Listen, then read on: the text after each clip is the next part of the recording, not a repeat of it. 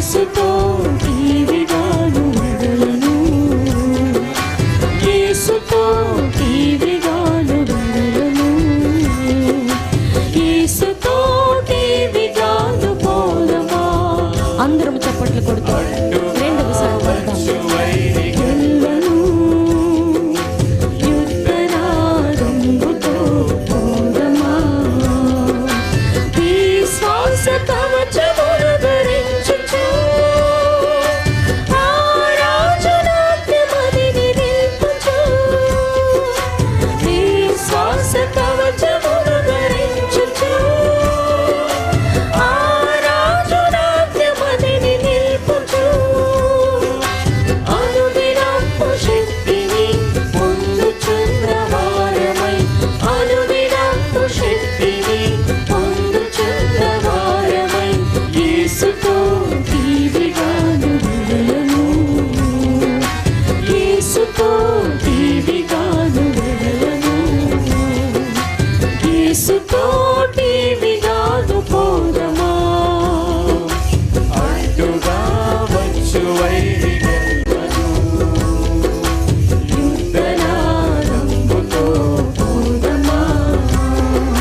శోధనలు మనలు చుట్టి వచ్చినా, సాతాను అంబులెన్ని తగిలినా, శోధనలు మనలు చుట్టి వచ్చినా, సాతాను అంబులెన్ని తగిలినా, భయము లేదు మనకిగా ప్రభువు చెంతనుందుము, భయము లేదు మనకిగా ప్రభుని చెంతనుందుము, యేసుతో టీవిగాను వెడలను, యేసుతో టీవిగాను వెడలను, యేసుతో టీవిగాను పోదమా. అడ్డుగా వచ్చు వైరి గెలువను, యుద్ధనాదంబుతో పోదమా. ఓ యువతి యువకులార చేరుడి, శ్రీ యేసురాజు వార్త చాటుడి. ఓ యువతి యువకులార చేరుడి, శ్రీ యేసురాజు వార్త చాటుడి. లోకమంత ఏకమై యేసునాదు కొల్వను, లోకమంత ఏకమై యేసునాదు కొల్వను, సాధనం ఎవరు నీవు మేలుగా, సాధనం ఎవరు నీవు మేలుగా, యేసుతో టీవిగాను పోదమా. అడ్డుగా వచ్చు వైరి గెలువను, యుద్ధనాదంబుతో పోదమా, యేసుతో టీవిగాను పోదమా. అడ్డుగా వచ్చు వైరి గెలువను, యుద్ధనాదంబుతో పోదమా.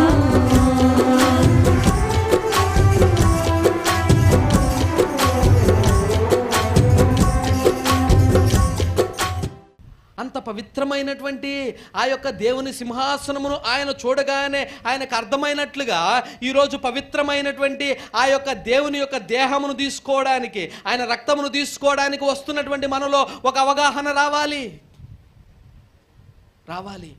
నేను నశించిన వాడను. ఆయన అనుకుంటూ ఉన్నారు ఇప్పుడే, నేను నశించిపోయాను. ఆయనలో కనువిప్పు జరుగుతూ ఉంది. ఏం జరిగింది? కనువిప్పు జరుగుతూ ఉంది. ఆయనలో ఉన్నటువంటి మొట్టమొదటిది పాపాన్ని ఏం చేస్తూ ఉన్నారంటే గమనిస్తూ ఉన్నారు. ఆయనలో ఉన్నటువంటి అపవిత్రతను ఆయన గమనించుకుంటూ ఉన్నారు. ఎప్పుడైతే అది గమనించి ఆయనగా అయ్యో అని మాట్లాడుతూ ఉన్నారో, ఆయన హృదయమును ఎరిగినటువంటి దేవుడు వెంటనే శరాపులకు ఆజ్ఞ పంపారు. వెంటనే శరాపులు చూడండి. అప్పుడు ఆ శరాపుల్లో ఒకడు తాను బలిపీఠం మీద నుండి కారుతో తీసిన నిప్పును చేత పట్టుకున్న యొద్దకు ఎగిరి వచ్చి నా నోటికి దానిని తగిలించి. ఏం తీసుకొచ్చారండి? నుప్పు తీసుకొచ్చారు. ఇప్పుడు నుప్పు పవిత్రతకు సూచన, మండేటువంటి దానికి సూచన. ఆరిపోయే స్వభావము దానిలో లేదు. కారుతున్నటువంటి ఆ యొక్క నుప్పును తీసుకొచ్చి, ఆ కాలుతున్నటువంటి స్వభావమును తీసుకొచ్చి, ఆ అపవిత్రమైనటువంటి దాన్నో, ఆ నల్లని బొగ్గు కనిపించేటువంటి దాన్నో అక్కడ శరాపులు తీసుకురావలేదు. మండుతున్నటువంటి దాన్ని తీసుకొచ్చారు. అంటే నా మాట అగ్ని వంటిది కాదా? ఆయన నోటి మాటే అక్కడికి వచ్చి ఆయన ఏం చేయటం ప్రారంభించింది? ఆయన పెదవులను కాల్చటం ప్రారంభించింది. హృదయ కాఠిన్యము నోటి నుంచి వస్తుంది కాబట్టి, ఆ హృదయ కాఠిన్యము, ఆ ద్వారము, హృదయ కాఠిన్య ద్వారము నోరే కాబట్టి, ఆ నోటి పెదవులను దేవుడు ఏం చేస్తూ ఉన్నారు? కాల్చటం ప్రారంభించారు. ఇప్పుడు ఆయన మాట చేత సరిచేయటం ప్రారంభించారు. ఆయన మాట చేత ఆ నోటిని బాగు చేయటం ప్రారంభించారు. నీ నోటిని బాగుగా తెరవుము, నేను దానిని నింపెదను అని చెప్పినటువంటి ఆ ప్రభువే ఏం చేస్తూ ఉన్నారు? ఇప్పుడు ఆ నోటిని, ఆ పెదవులను కాలుస్తూ ఉన్నారు. బాగుగా తెరచి దేవుని దీవెనలు పొందుకోవలసినటువంటి ఆ నోరు, బాగుగా తెరచి దేవుని ప్రసన్నతను పొందుకోవలసినటువంటి ఆ నోరు అపవిత్రమైనది కాబట్టి, ఇప్పుడు దేవుడు ఏం చేస్తూ ఉన్నారంటే, యెషయాని విడిచిపెట్టగా ఆయన గ్రహిస్తూ ఉన్నారు కాబట్టి, తను తాను నేను పవిత్రుణ్ణి కాదు అని తెలుసుకున్నారు కాబట్టి, ఆ బిడ్డ దగ్గరకు తన దూతను పంపి ఒక అగ్నిని తీసుకొచ్చి, ఆ మాటను తీసుకొచ్చి, ఆయన మాట చేత ఆయన నోటిని కాల్చడం ప్రారంభించారు. ఈయనలో ఒక పశ్చాత్తాపం కలగాలి అని, ఆయనలో మనస్సు మార్చబడాలి అని, హృదయ కాఠిన్యము కొట్టివేయబడాలి అని, హృదయంలో ఉన్నటువంటి అవిధేయత తీసివేయబడాలి అని, హృదయంలో ఉన్నటువంటి ఆ కోపిష్టి స్వభావము తీసివేయబడాలి అని, హృదయంలో ఉన్నటువంటి ఆ కాఠిన్యము తీసివేయబడాలి అని, హృదయంలో దాగుకొని ఉన్న ఆ యొక్క చెడ్డ విత్తనములు తొలపించబడాలి అని ఏం చేస్తూ ఉన్నారు? ఆయన అగ్నిని తీసుకొచ్చి కాల్చటం ప్రారంభించారు. చెరుకు తోటను ఎప్పుడైనా చూసినప్పుడు, తోట పంటకు వచ్చిన తర్వాత కోసేసినాక రైతు ఏం చేస్తారంటే, ఆ పొలం మొత్తం ఏం చేస్తారు? మంట పెడతారు. ఎందుకో తెలుసా? లోపల ఉండేటువంటి ఏ క్రిములైనా ఇంకా నెక్స్ట్ పంటను పాడు చేయకుండా, ఇక ఆ పాపిష్టి స్వభావం ఉండకుండా, ఆ క్రిములు ఉండకుండా, ఆ పాత జీవితం ఇక కనబడకుండా, ఆ విధేయమైనటువంటి భక్తి ఇక లేకుండా ఏం చేయబడాలి అంటే కాల్చబడాలి. అవిధేయత తుడిచిపెట్టబడాలి, అజ్ఞానము తుడిచివేయబడాలి, ఆ అవిధేయత తుడిచివేయబడాలి, ఆ పాపపు ఆలోచనలు తుడిచివేయబడాలి, ఆ పాపపు పరిస్థితి అంతా తుడిచివేయబడి ఏం చేయబడాలి అంటే నూతన పరచబడాలి. పాపిని అని ఆయన గ్రహించారు. దేవుడు వెంటనే ఆయనకు ప్రక్షాళన చేస్తూ ఉన్నారు. ఏం చేస్తున్నారు? ప్రక్షాళన జరుగుతుంది. ఇప్పుడు మన హృదయాలు ప్రక్షాళన చేయబడాలి. మన హృదయములు క్రీస్తు రక్తము చేత కడగబడాలి. మన యొక్క వస్త్రములను గొర్రెపిల్ల రక్తములో ఏం చేయాలి? ఉతుక్కోవాలి. దాన్ని గ్రహించాలి. నా వస్త్రము అపవిత్రమైంది, నా వస్త్రం మీద ఒక డాగు పడింది, నా వస్త్రం మీద ఒక నల్లటి మచ్చ పడింది, అది ప్రక్షాళన చేయబడాలి. ఆ ప్రక్షాళన చేయబడాలి అంటే క్రీస్తు రక్తము నాకు అవసరము, ఆయన నిప్పు నాకు అవసరము, ఆయన మాట నాకు అవసరము. ఆ మాట చేత మాత్రమే నా హృదయము సరిచేయబడుతుంది, ఆ అగ్ని చేత మాత్రమే నా హృదయము సరిచేయబడుతుంది. ఆ మాట నిన్ను తాకుతూ ఉన్నప్పుడు, హృదయము లోపలకు చొచ్చుతూ ఉన్నప్పుడు దాన్ని చొచ్చనివ్వాలి, అది లోపలికి వెళ్ళనివ్వాలి. మూలుగులలోనికి, కండరాల్లోనికి వెళ్ళి అది సరిచేయటం ప్రారంభిస్తుంది. అది సరిచేస్తూ ఉన్నప్పుడు మనం ఏం చేయాలంటే, నన్ను సరిచేయుము తండ్రి అనే మనస్సు కలిగినటువంటి వారమై ఉండాలి. దేవుడి యొక్క దూతలు వచ్చారు, యెషయాని పట్టుకుని ఆయన పెదవులను కాల్చడం ప్రారంభించారు. ప్రక్షాళన జరిగింది. సంఘాన్ని దేవుడు ప్రక్షాళింప చేయాలనుకుంటూ ఉంటారు. అనుదినము అనుక్షణము మనల్ని ప్రక్షాళనలోనికి నడిపించాలనుకుంటారు. మనలో ఉన్నటువంటి అవిధేయత, మనలో ఉన్నటువంటి అపవిత్రత, మనలో ఉన్నటువంటి అజ్ఞానము, మనలో ఉన్నటువంటి మాట వినని స్వభావము, మనలో ఉన్నటువంటి పాపిష్టి కోరికలు, శరీర ఏచ్ఛలు, హృదయ తలంపులు, వీటన్నిటినీ దేవుని నుంచి దూరపరిచి మనల్ని ఏం చేస్తారంటే ప్రక్షాళన చేస్తారు. ప్రక్షాళన చేయాలనుకుంటూ ఉన్నారు దేవుడు.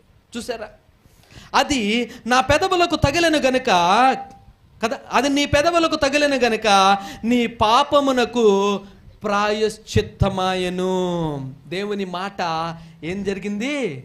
దేవుని మాట మన హృదయములను ఒప్పింపజేసింది. ఇప్పుడు ఆయన మాట మన హృదయంలోనికి ఇచ్చినప్పుడు, మన చెవులకు వినిపింపజేసినప్పుడు, మన నోటి చేతే మనం ఏం చేస్తామంటే ఒప్పుకోవటం ప్రారంభిస్తాము. నోటికి ఆయన మాట తగలటం అంటే అర్థం అది. ఇప్పుడు నుప్పు చేత కాల్చబడటం అంటే ఆయన సన్నిధిలో మనం చేసినటువంటి ప్రతి పాపమును ఒప్పుకోవటం. గ్రహించారు, నేను పాపినై ఉన్నాను అని, అపవిత్రమైనటువంటి పెదవులు గలవాడను అని ఆయన ఎప్పుడైతే గ్రహించుకున్నారో వెంటనే ఒప్పుకోలు ప్రారంభమైంది. మనలో కూడా ఒక చక్కటి ఒప్పుకోలు రావాలి ఇప్పుడు. అవును కదా, దేవుడు ఎంత పరిశుద్ధుడై ఉన్నారు. అంతటి పరిశుద్ధ దేవుని యొక్క ఆ మందిరంలోనికి నేను వచ్చినప్పుడు, అంత పరిశుద్ధ దేవుని యొక్క ఆజ్ఞను నేను లోబడుతూ ఉన్నప్పుడు, అంత పరిశుద్ధ దేవుని యొక్క ఆ శరీరమునే నేను తీసుకోవడానికి ఇక్కడకు వచ్చినప్పుడు నేను ఎంత పవిత్రంగా ఉండాలి అని మనంతట మనంగా ఒకసారి ఆలోచించుకుంటూ దేవుని సన్నిధిలో ఏం చేయాలంటే, ఏదైనా ఒకవేళ ఇంకా మలినము కానీ, డాగు కానీ, కళ్ళ కానీ ఏదైనా ఉండిపోయినట్లయితే దాన్ని ఇప్పుడే కడుక్కోవటానికి దేవుని దగ్గర ఆయన మాట చేత ఆయన ప్రక్షాళనలోనికి మనం చేయాలి. ప్రక్షాళిస్తూ ఉన్న రష్యాను చూసారా, నీ పాపమునకు ప్రాయశ్చిత్తమాయను. చూసారా, ప్రాయశ్చిత్తం జరిగిపోయింది, ప్రక్షాళన ప్రాయశ్చిత్తము జరిగింది.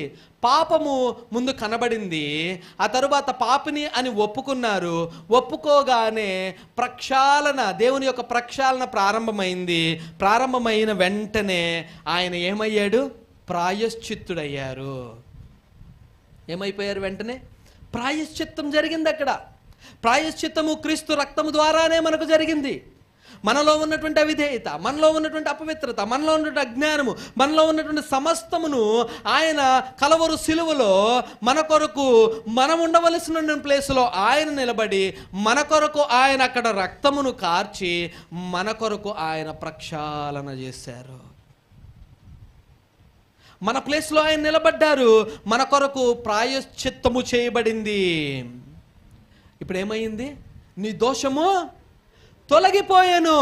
ఏమైపోయింది? ఇప్పుడు దోషము తొలగిపోయింది. దోషము తొలగిపోయిన తరువాత ఏం జరగాలి? ఇది సంఘానికి ప్రాముఖ్యమైంది.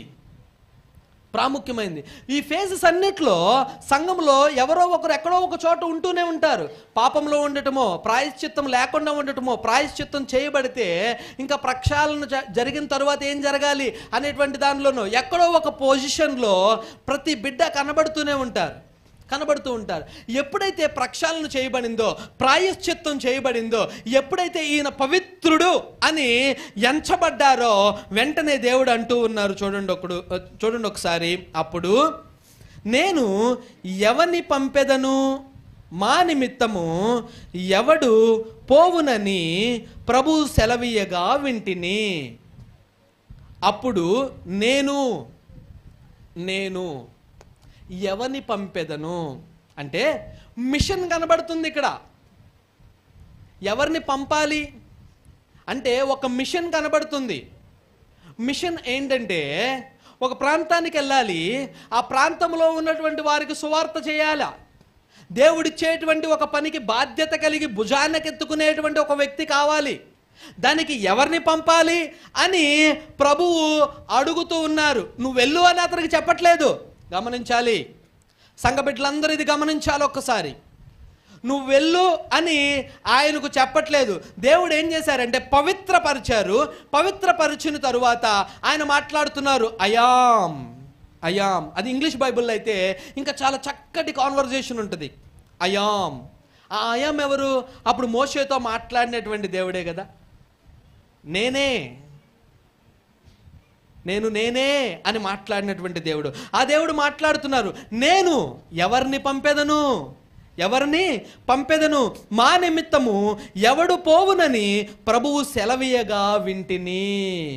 అప్పుడేమంటున్నారు అంతటా నేను అంటే ఇక్కడ ఈయన చెప్తూ ఉన్నారు, అయాం అంటే జూనియర్ అయాం సీనియర్ అయాంతో చెప్తూ ఉన్నారు.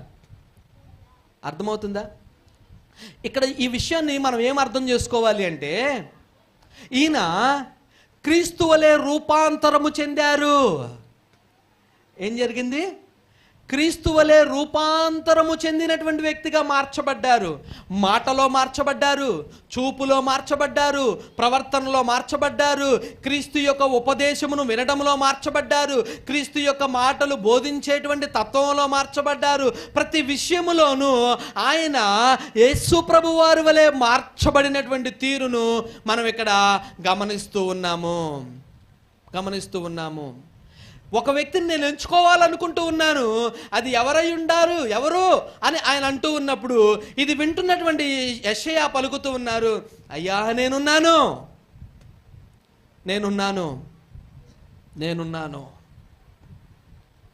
రిక్వైర్మెంట్ కనబడుతూ ఉంది. ఆ రిక్వైర్మెంట్ని ఫిల్ చేయటానికి నేనున్నాను అనేటువంటి మనస్సు కలిగినటువంటి వ్యక్తిగా రూపాంతరము చెందబడ్డాడు. చూసారా? సంఘ బిడ్డల్లో ఇది చాలా ప్రాముఖ్యమైనది. సంఘానికి ఇది చాలా ప్రాముఖ్యమైనది. You should be on a mission. ఏదో ఒక దేవుని పనిలో కట్టబడినటువంటి వ్యక్తివై ఉండాలి. దేవుని మందిరంలో దేవుని యొక్క మాటలో దేవుని యొక్క శక్తి చేత నింపబడుతున్నటువంటి మనము ఏదో ఒక పనిలో మనము నియమింపబడినటువంటి వారమై ఉండాలి. ఒక రిక్వైర్మెంట్ కనబడుతుంది. దేవుడు అంటూ ఉన్నారు, మన నిమిత్తము ఎవరినో ఒకరిని పంపాలి, అది ఎవరై ఉండాలి అని రిక్వైర్మెంట్ కనిపించగానే దాన్ని విన్నటువంటి యెషయా మాట్లాడుతూ ఉన్నారు, ఆ పని చేయటం నాకు ఇష్టము, ఆ పని చేయడానికి నేను సిద్ధము. చూసారా ఎంత ప్రక్షాళన జరిగిందో, ఎంత ప్రాయశ్చిత్తము జరిగిందో, ఎంత మారు మనసు ఆయన్ను పొందుకొని ఉన్నారో, ఎంత దేవుని వైపుకి అయినా త్రిప్పబడ్డారో, దేవుని సేవ చేయడానికి, దేవుని మాట వినడానికి, దేవుడు మాట్లాడుతున్నటువంటి దాన్ని గ్రహించడానికి ఆయన ఎంత శక్తివంతమైనటువంటి బిడ్డగా మలచబడ్డారో గమనించాలి. దేవుని యొక్క రిక్వైర్మెంట్ని తెలుసుకునేటువంటి వారం అవ్వాలి. దేవుడు మన దగ్గరకు వచ్చి పుష్ చేసి లే చెయ్యి అని చేసేటువంటి పరిస్థితి మన దాకా రాకూడదు. దేవుని యొక్క స్వరమును, దేవుని యొక్క హృదయమును తెలుసుకున్నటువంటి వారంగా మనం మలచబడాలి. ఆ హృదయ తలంపును గుర్తెరిగేటువంటి వారమై మనం లేపబడాలి. ఇక్కడ జరుగుతుంది అదే. యెషయా వింటూ ఉన్నప్పుడు ఒక రిక్వైర్మెంట్ కనబడుతుంది. ఆ రిక్వైర్మెంట్ని నేను ఫిల్ చేస్తాను ప్రభువా, ఆ మిషన్లోనికి నేను వెళ్తాను, ఆ పట్టాలు నేను వేస్తాను, ఆ లైటింగ్ నేను సెట్ చేస్తాను, ఆ మైకులు నేను సెట్ చేస్తాను, ఆ పరిచర్యలో నేను పాలిభాగస్తుడినవుతాను, సేవకులతో నేనుంటాను, వారు ఎటు వెళ్తే నేను అటు వెళ్తాను, వారికి అండదండగా నేను నిలబడతాను, వారితో పాటు నేను నేర్చుకుంటాను, నేను నిలబడతాను, క్రీస్తు ప్రేమలో నేను కట్టబడతాను. అది యెషయా చెప్తున్నటువంటి మాట. అది యెషయా కోరుకుంటున్నటువంటిది దేవుని దగ్గర నుంచి. ఒక రిక్వైర్మెంట్ కనబడగానే ఆ మిషన్లోనికి ప్రవేశించడానికి నాకు ఇష్టమే. ఈరోజు క్రిస్టియన్ లైఫ్ ఎలా అయిపోయిందంటే, భక్తితో పాటు మిషన్ లేనటువంటి వారం అయిపోతూ ఉన్నాం. అంటే భక్తి ఉండాలి, బాధ్యత ఉండాలి. మనం భక్తిలోనే ఉంటే బాధ్యతలో కూడా కట్టబడేటువంటి వారమై ఉండాలి. ఒక భక్తిలోనే ఉంటే బాధ్యత లేకుండా ఉంటే అది సరైనటువంటి రైల్వే ట్రాక్గా కనబడదు. దేవుని మందిరానికి వస్తూ ఉన్నాము, చక్కగా దేవునిలో కట్టబడుతూ ఉన్నాము, ఆదివారం కనబడుతూ ఉన్నాము, అంతే, అక్కడతోనే నా యొక్క చాప్టర్ ముగించబడిపోయింది అని అనుకుంటున్నట్లయితే అది సరిపోనటువంటి భక్తి, అది సంపూర్ణమైనటువంటిది కాదు. దేవుడు ప్రతి క్రిస్టియన్కి ఒక మిషన్ ఇస్తూ ఉన్నారు. మీరు సర్వలోకమునకు వెళ్ళి సువార్తను ప్రకటించుడి. You should be on a mission. నీకు ఒక బాధ్యత ఇవ్వబడింది. సంఘములో నీకు ఒక బాధ్యత ఉండాలి, ఇంట్లో నీకు ఒక బాధ్యత ఉండాలి, భర్తగా ఒక బాధ్యత ఉండాలి, భార్యగా ఒక బాధ్యత ఉండాలి, తల్లిదండ్రులుగా ఒక బాధ్యత ఉండాలి. అలాగనే సంఘములో కూడా ఒక వ్యక్తివి కాబట్టి ఒక బాధ్యత ఉండాలి. ఇప్పుడు ఒక ఇంట్లో ఒక కుమారుడు ఒక బాధ్యత లేకుండా, ఒక ఉద్యోగం లేకుండా ఊరికే ఉంటూ ఉన్నాడు అనుకోండి, తల్లిదండ్రులు ఏమంటారా బిడ్డతో? బాధ్యత లేనివాడిగా తిరుగుతూ ఉన్నావు, ఎప్పుడు తెలుస్తుంది నీకు బాధ్యత? దేవుడు ఏమన్నారో తెలుసా? ఈ సంఘమంతటిని ఒక దేవుని సంఘముగా, ఒక ఇల్లుగా ఆయన మాట్లాడుతూ ఉన్నారు. ఆ సంఘములో, ఆ ఇంట్లో ఒక కుమారునిగా, ఒక కుమార్తెగా నువ్వు ఉంటున్నప్పుడు నీకు కూడా ఒక బాధ్యత ఉంది. ఆ బాధ్యత నెరవేర్చేటువంటి బిడ్డగా నువ్వు ఉండాలి. ఆ బాధ్యత లేకుండా, ఆ బాధ్యతలో లేకుండా, ప్రార్థన అనేటువంటి బాధ్యతలోనో, వాక్య పరిచర్య అనేటువంటి బాధ్యతలోనో, సంఘ పరిచర్య అనేటువంటి బాధ్యతలోనో, లేకపోతే ఏదో ఒక పరిచర్య అనేటువంటి బాధ్యతలోనో, ఒక మ్యూజిక్ ప్లే చేయడం అనేటువంటి బాధ్యతలోనో, సంఘమును క్రమంకు రావటం అనేటువంటి బాధ్యతలోనో, కళలు దర్శనాలు చూడటం అనేటువంటి బాధ్యతలోనో, సంఘానికి ఒక చక్కటి దివిటీలాగా ఎలిగించబడుతున్నటువంటి ఒక పాత్ర నువ్వు నేను పోషించాలి అని దేవుడు ఒక మిషన్తో నన్ను ఏర్పాటు చేసుకుని సంఘంలో నిలబెట్టారు ఈరోజు. It's not something like you come to church and go away. ఏదో ఆదివారం వచ్చేసి వెళ్ళిపోయి అయిపోయింది అనేటువంటి భక్తిలో కాదు. దేవుడు మనల్ని చూడాలి అని కోరుకుంటూ ఉంది. దేవుడు మనకు ఒక బాధ్యతను అప్పగించారు. You should be on a mission. సంఘం కొరకు నేను బలంగా ప్రార్థించి కన్నీటితో ప్రార్థించేటువంటి ఒక మిషన్లో ఉన్నానండి. నిన్నెవరూ తీసుకొచ్చి ఒక మిషన్లో కూర్చోబెట్టకూడదు. You should be on a mission. You need to know where exactly I fit. నేను ఎక్కడ సరిపోతాను, నీ అంతటి నువ్వు గ్రహించాలి. ఇక్కడ దేవుడు రిక్వైర్మెంట్ అని చెప్తూ ఉన్నారు. ఒక వ్యక్తిని మన తరపున పంపించాలి. ఎవరైతే బాగుంటారు, ఆ యొక్క అవసరత తెలుసుకున్న వెంటనే, అర్థమైన వెంటనే హీ స్టార్టెడ్ స్పీకింగ్. యెషయా మాట్లాడుతూ ఉన్నారు, దానికి నేను వెళ్ళటానికి ఇష్టపడతాను ప్రభువా. ఎలా?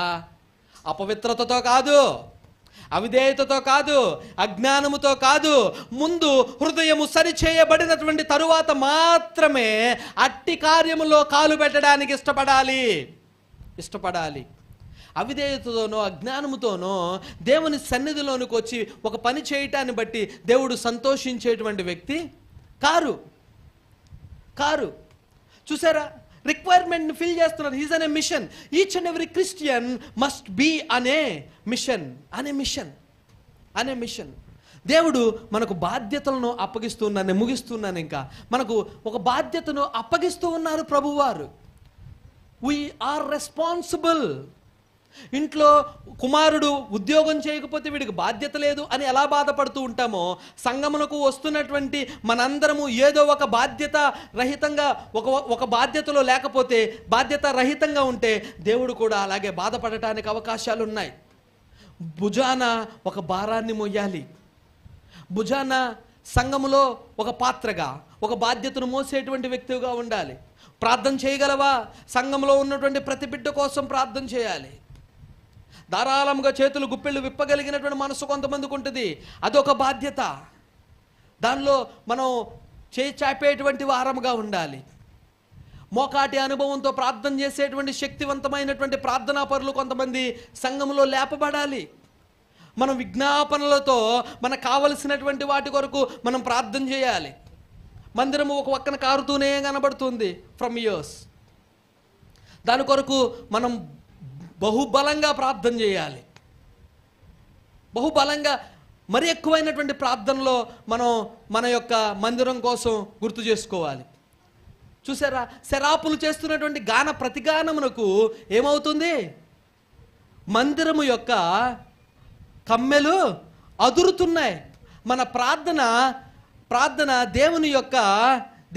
దేవుని సన్నిధిలో కమ్మెలను కదిల్చేటువంటిదిగా ఉంటే వెంటనే మన కొరకు మార్గాలు ఏం చేయబడతాయి?